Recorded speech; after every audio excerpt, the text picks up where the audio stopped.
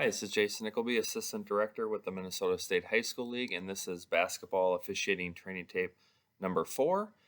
Going to take a look at positioning and mechanics primarily on this tape. Again, a good topic to discuss coverage, especially in the front court, who has what, who's looking where, to make sure that we have the best possible coverage as we move into games this week. So, again, not picking on any one team or player or crew or official, just trying to learn from these plays as we go through them. So with that, let's take a look at some plays.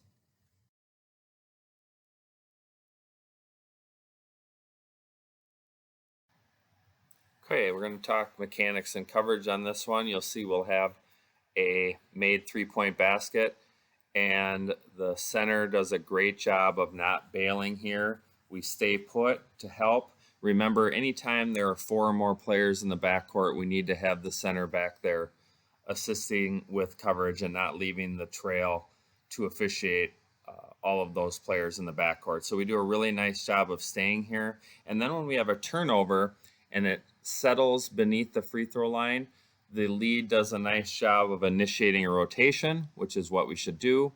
But the other thing that is really great about our coverage here is that the center stays put, officiates this matchup, doesn't retreat to the trail position when the lead initiates the rotation.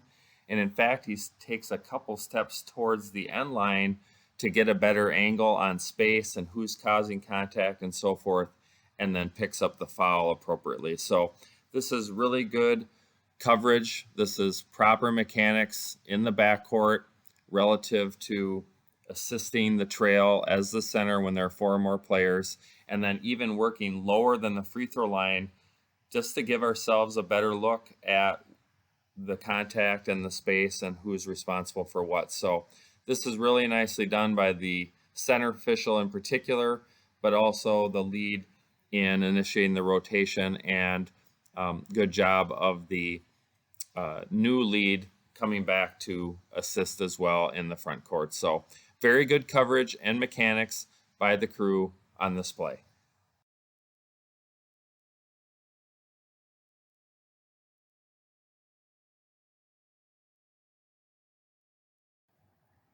All right, in this one, we come down in transition, settle into our front court coverage, and the ball is going to come across the paint to the other side of the lane line, and we're going to have an entry pass right down that lane line, and a foul, and the basket is going to count. So mechanically, coverage-wise, certainly the lead's primary gets the foul, allows her to score the basket and go to the free throw line. So good judgment, violates her verticality, plays right through her upper body and arm for the foul.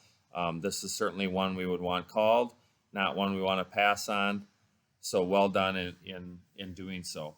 The thing I like about this, just judgment wise, from the lead's perspective as it relates to our mechanics, is that he picks up on the fact that it's likely that we're going to have an entry pass on this side when the ball settles. It doesn't settle very long, but it's likely when we have this space open up that we're going to have a cut from the backside, from the weak side of the floor. And that's what we have here. And if the lead doesn't initiate a rotation here, what's going to happen is the center is going to be left to officiate both this primary matchup out top as well as the action at the block on the entry pass, which would be very difficult. The center would have to officiate 6 players in a very short amount of time. And so it was really critical that the lead initiated a rotation here and anticipated that there would be that cut from the weak side, and that the center would be left to officiate way too many players by himself. So this is really well done mechanically by the lead to initiate a rotation, get over there, get set, officiate the matchup at the basket, and then pick up the foul that would have been very difficult for the center to officiate that matchup out top and the entry pass as well. So very nicely done mechanically by the lead, and also judgment as it relates to the foul in violation of verticality.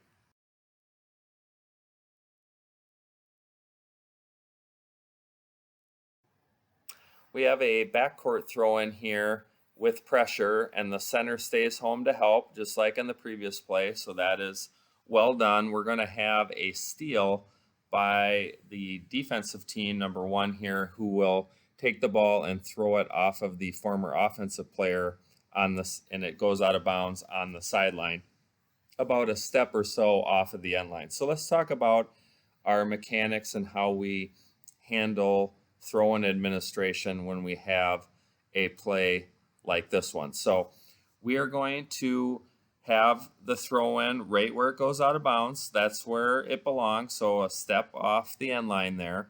And then we are going to have the lead do a bounce pass to the thrower. Remember, we're doing bounce passes on every throw-in. We're going to do it here as well, but it's going to come from the lead across the end line and sideline, and then leads after you bounce past the ball, just like we do here. We're going to divert our attention to our primary coverage area, which is our normal front court coverage primary. That's what we should be doing. Once we bounce past the ball on the throw-in, we have nothing to do with the administration of the throw-in any longer. That is going to be handled by the trail. Remember, trails were always chopping on every throw-in the front court. But in this case, not only are you chopping, but you are also assuming the throw-in count as well. So that's how we should handle this kind of play from a throw-in administration standpoint. Anything that's beneath the free throw line, we can have the lead bounce past the ball to the thrower and then return to our throw-in or our front court responsibilities, our primary coverage area responsibilities in the front court. Of course, if it's only a step or two beneath the free throw line, trails certainly fine if you administer the throw-in. Just wanted to make you aware that there is an option for the lead to administer the throw-in by doing a bounce pass, crossing the end line and sideline, and then returning to our primary coverage area. And then trails, we're always chopping on every throw-in, but if we have the pass from the lead to the thrower, we are also going to assume the count in addition to chopping the clock. So something to discuss mechanically with our crews, and we handle that well on this play.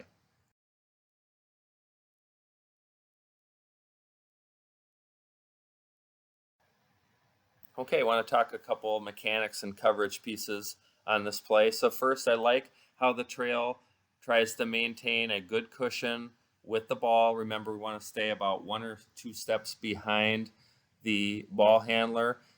He has to slow down when it gets past to the player closest to the end line in the backcourt, but then once it gets to that player further up court, he picks up the pace to maintain that cushion. So that's really well done by the trail.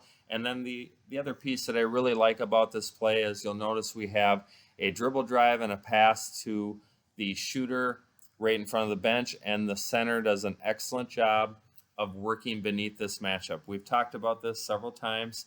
This is a great way to see space, see the shooter up and down all the way to the ground. If there's any contact, who's responsible for it? Does it rise to the level of foul and so forth? And we're just in perfect position.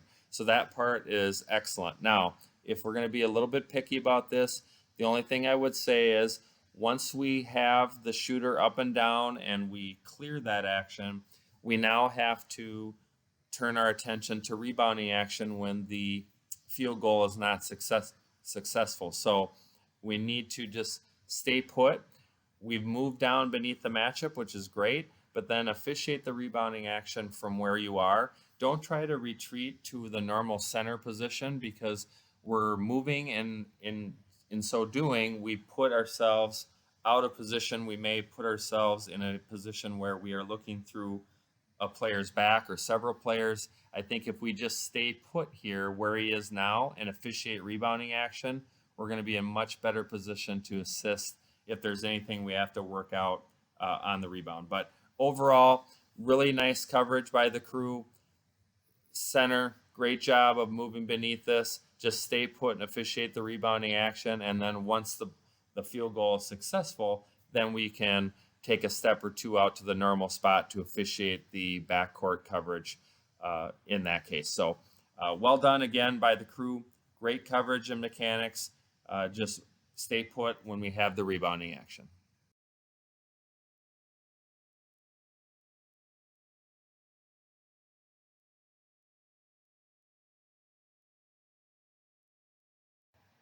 Okay, let's talk front court coverage on this one. We have a pass right in front of the center, and he moves down lower, takes a step or two lower to get a better vantage point on this action at the block, which is really well done. This is what we want to see. So nice job there. Leads, we're bounce passing on the throw-in, which is great. But then once the ball goes to the other side of the paint like this, let's close down. So we want to be about a step off the lane line. We get pretty close to that, so that's good. And let's work a little bit deeper if we can, Leeds. Remember, anytime we can work deep, let's do it. Now, Williams Arena, not the best place to do that. I get that. But in many gyms, we can work a lot deeper. So let's work deeper. Let's close down on the lane line. That will allow us a better opportunity to initiate a rotation if the situation presents itself. In this particular case, we wouldn't want to initiate a rotation.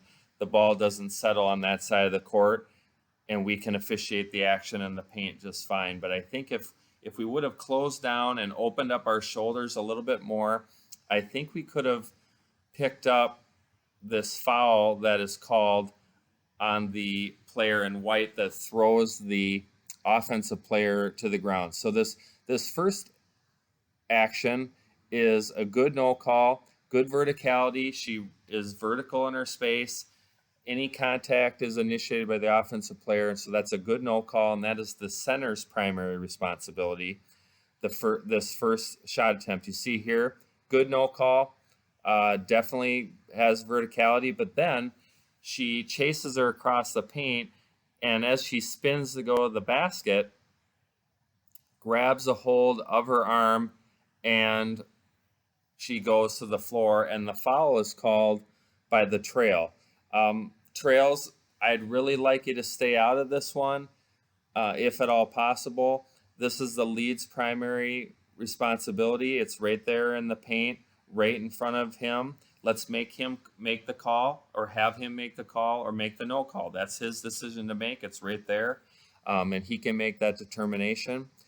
So let's try to do that. Try to defer to the lead if at all possible. And I think leads, if we close down, work a little bit deeper, and open our shoulders to the court, I think we might have a much better shot of picking up this particular foul. So not saying it's not a foul. I just think that if we adjust our positioning a little bit as lead, close down towards the lane line, work deeper, open the shoulders, I think we would have a much better shot of getting this, and then we wouldn't need the trail to come in and pick up this action. So something to think about in our adjustment of our position as both lead and center.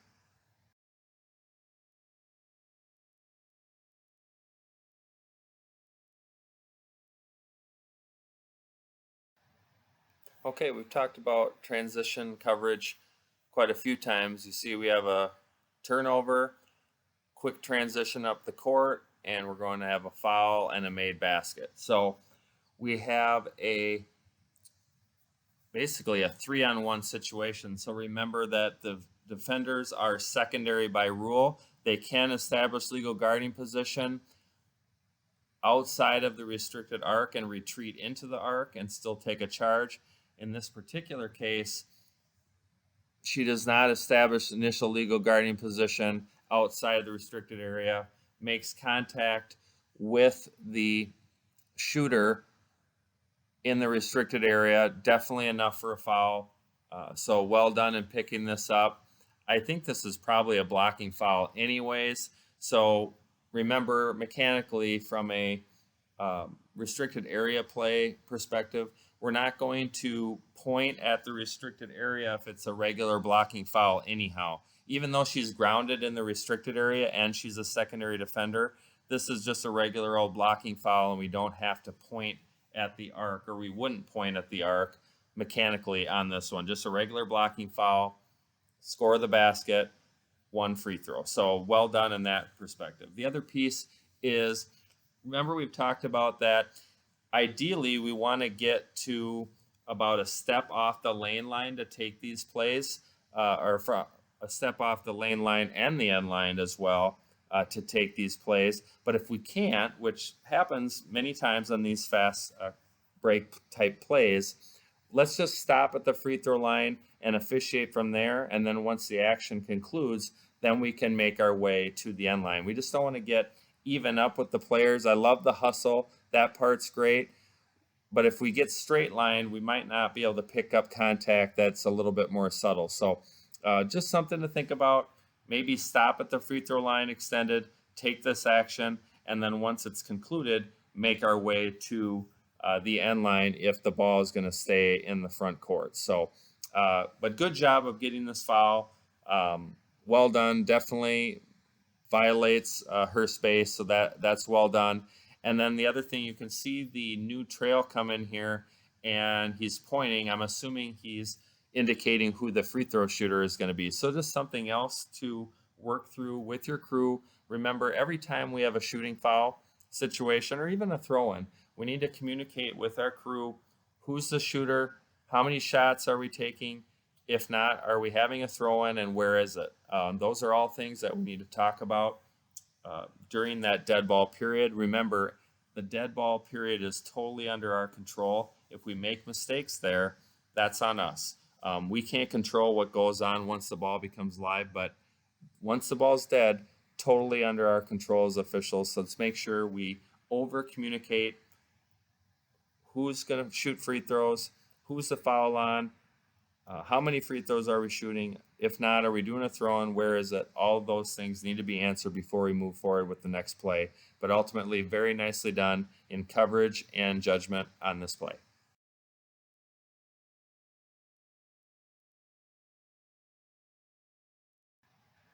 On this last play, again, transition coverage. We have a situation where the player goes right to the basket and counters the defender. And remember our principles for establishing legal guarding position: 2 feet on the floor facing our opponent, and then we can maintain it legally by moving backwards, obliquely, rising vertically in our vertical plane. And this defender does that by, again, 2 feet on the floor facing her opponent, and then maintains it legally.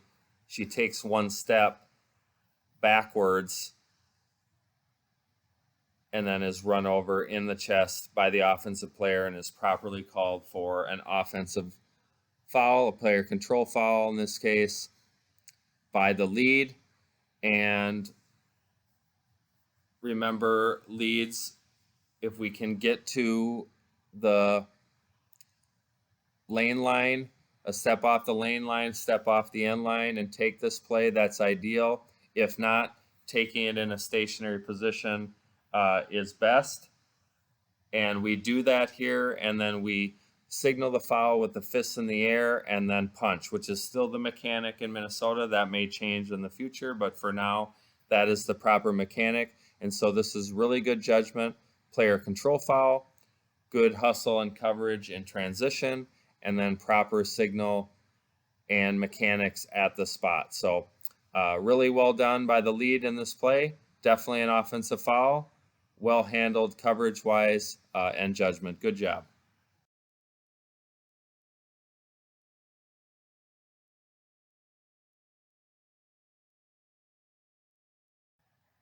Okay, that will do it for training tape number 4. Some mechanics and front court coverage things to think about: transition coverage, who's got what, secondary defenders, legal guarding position.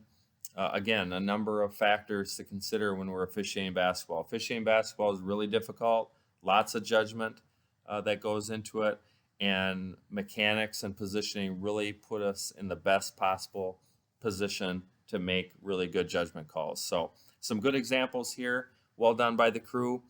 Keep up the good work out there. Stay safe and healthy, and we will talk to you next week.